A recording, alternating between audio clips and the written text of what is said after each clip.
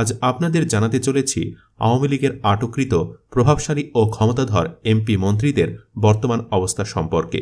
আরও জানতে পারবেন কাকে কিভাবে আটক করা হয়েছে এবং হাজতের চার দেয়ালে কতটা কষ্টে দিন পার করছেন তারা। টাকার জাজিমে না শুলে ঘুম আসত না পতিত আওয়ামী লীগ সরকারের সাবেক সংসদ সদস্য ও 14 দলের সমন্বয়ক আমির হোসেন আমর। সেই আমু এখন ঘুমান ঢাকার কেন্দ্রীয় কারাগারের একটি চৌকিতে। সেখানে তার সম্বল, তোশক, কম্বল, বালিশ, মগ আর থালাবাটি। বিলাসবহুল জীবনে অভ্যস্ত আমুর দিন যায় এখন মাদক মামলায় সাজা পাওয়া এক আসামির সঙ্গে গল্পগুজব করে। সারা দেশের যেন বৈষম্য বিরোধী ছাত্র আন্দোলনের নেতাকর্মীরা এবং সাধারণ ছাত্র এবং বিএনপির ছাত্রদল যেন গৃহযুদ্ধ শুরু হয়ে গিয়েছে এবং বিপক্ষে যেন তুমুল এক যুদ্ধ শুরু হচ্ছে বাংলাদেশে। আর ছাত্রদের পক্ষে আমরা দেখছি জামায়াতের শিবিরের নেতাকর্মীরা এবং ছাত্র দলের সাথে রয়েছে বিএনপির সকল অঙ্গ সংগঠনের নেতাকর্মীরা। রীতিমতো যুদ্ধ অবস্থা সৃষ্টি হচ্ছে। কি হতে যাচ্ছে এবং কি পাল্টা কর্মসূচি দিচ্ছে সে বিষয়ে গুরুত্বপূর্ণ কিছু আপডেট থাকবে। না টেনে লাইক করে শেষ পর্যন্ত দেখতে থাকুন। আজ আপনাদের জানাতে চলেছি আওয়ামী লীগের আটককৃত প্রভাবশালী ও ক্ষমতাধর এমপি মন্ত্রীদের বর্তমান অবস্থা সম্পর্কে। আরও জানতে পারবেন কাকে কিভাবে আটক করা হয়েছে এবং হাজতের চার দেয়ালে কতটা কষ্টে দিন পার করছেন তারা।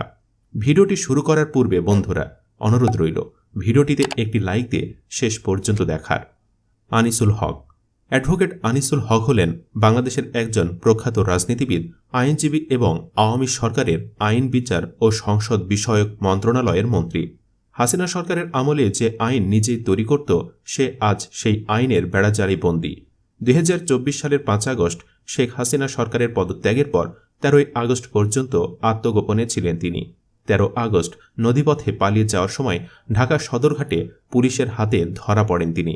কোটা সংস্কারের দাবিতে বৈষম্য বিরোধী ছাত্র আন্দোলনের কর্মসূচি চলাকালে 16 জুলাই ঢাকা কলেজের সামনে সংঘর্ষে একজন ছাত্র ও একজন হকার নিহত হন।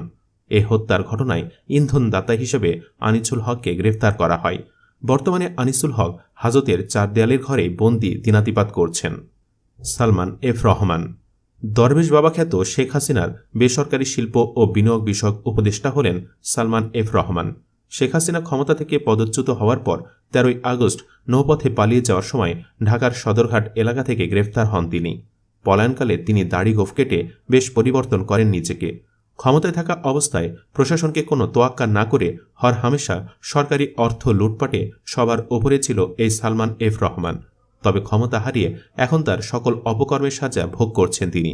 তার অর্থ লুটপাট ও সকল অপকর্মের মূল হোতাকে বের করার জন্য কয়েকবার রিমান্ডেও নেওয়া হয়েছে তাকে। বর্তমানে তিনি কারাগারে আটক অবস্থায় সাজা ভোগ করছেন। শামসুল হক টুকু। জাতীয় সংসদের ডেপুটি স্পিকার ও পাবনা 1 আসনের সাবেক সংসদ সদস্য হলেন শামসুল হক টুকু। হাসিনা সরকারের আরেক সহকারী হলেন এই শামসুল হক টুকু। হাসিনার আমলে সরকারের সর্বোচ্চ ক্ষমতাধর ব্যক্তিদের মধ্যে শামসুল হক টুকু একজন। তবে হাসিনার ক্ষমতা হারানোর পর তিনি আটক হয়েছেন। ছাত্র জনতার আন্দোলনের সময় রাজধানীর পল্টন এলাকায় গুলিতে নিহত রিকশাচালক কামাল মিয়া হত্যা মামলায় গ্রেফতার করা হয় তাকে। টিপু মুন্সি।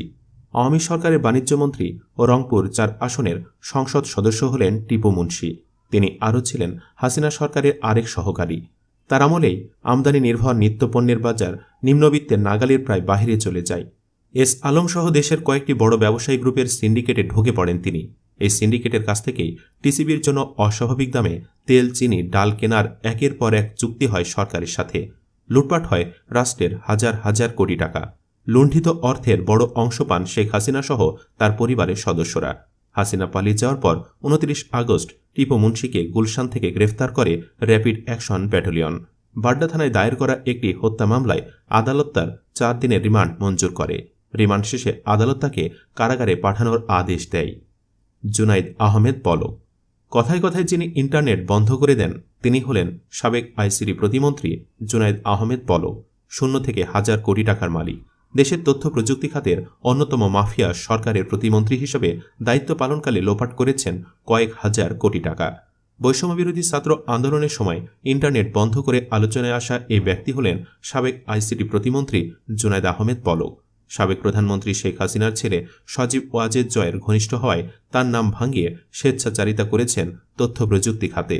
শুধু পলক নিজে নয়, হাজার কোটি টাকার মালিক হয়েছেন তার স্ত্রী আরিফা জেসমিন কণিকাও। সিঙ্গাপুর টাকার মালয়েশিয়া জাজমেন্ট আসলে ঘুম আসতো না পতিত আওয়ামী লীগ সরকারের সাবেক সংসদ সদস্য ও 14 দলের সমন্বয়ক আমির হোসেন আমুর। সেই আমু এখন ঘুমান ঢাকার কেন্দ্রীয় কারাগারের একটি চৌকিতে। সেখানে তার সম্বল, তোশক, কম্বল, বালিশ, মগ আর থালাবাটি। বিলাসবহুল জীবনে অভ্যস্ত আমুর দিন যায় এখন মাদক মামলার সাজা পাওয়া এক আসামির সঙ্গে গল্পগুজব করে। অথচ একটা সময় চারপাশে পাইক পেয়াদায় ঘেরা আমুর পছন্দ ছিল নতুন টাকার বান্ডিল, আর স্বর্ণের নৌকা ছিল তার প্রথম পছন্দ। যে কোনো অনুষ্ঠানে গেলে তাকে স্বর্ণের তৈরি নৌকা দিতে হতো, আর তদবিরের জন্য দিতে হতো নতুন টাকার বান্ডিল। ইডেন বে কক্সবাজার সমুদ্র সৈকতের উপর নিজেদের একটি ঠিকানা। মাত্র 5 লাখ টাকায় আপনিও হয়ে যেতে পারেন এই হোটেলের মালিক।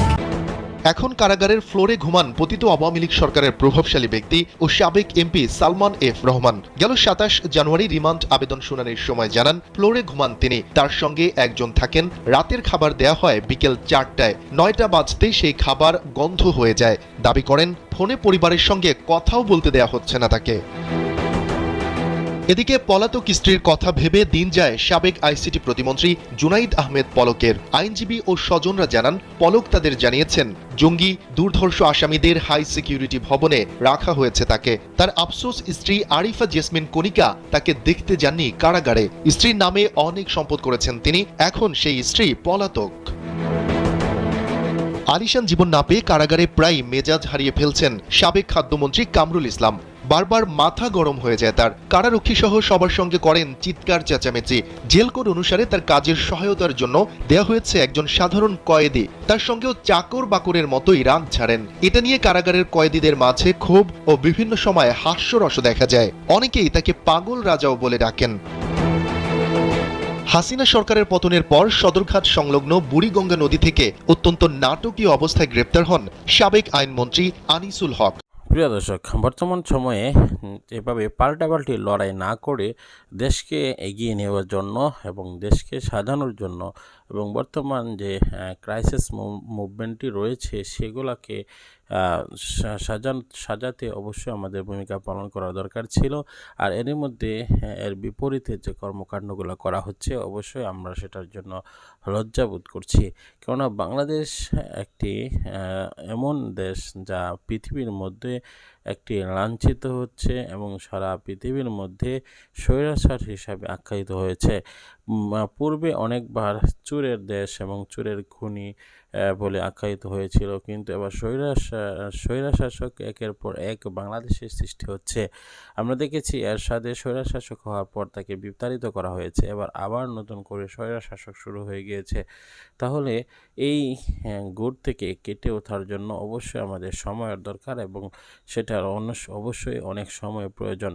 প্রিয় দর্শক, বর্তমান সময়ে আমাদের ঐক্যবদ্ধ হয়ে কাজ করা দরকার। আর এই দেশকে এগিয়ে নেওয়ার জন্য এবং এই যে বর্তমান ক্রাইসিস মুভমেন্টগুলো রয়েছে সেগুলো সমাধানের জন্য কি করা উচিত অবশ্যই মন্তব্য জানাবেন। পরবর্তী ভিডিও পাওয়ার জন্য সাবস্ক্রাইব করে নেবেন।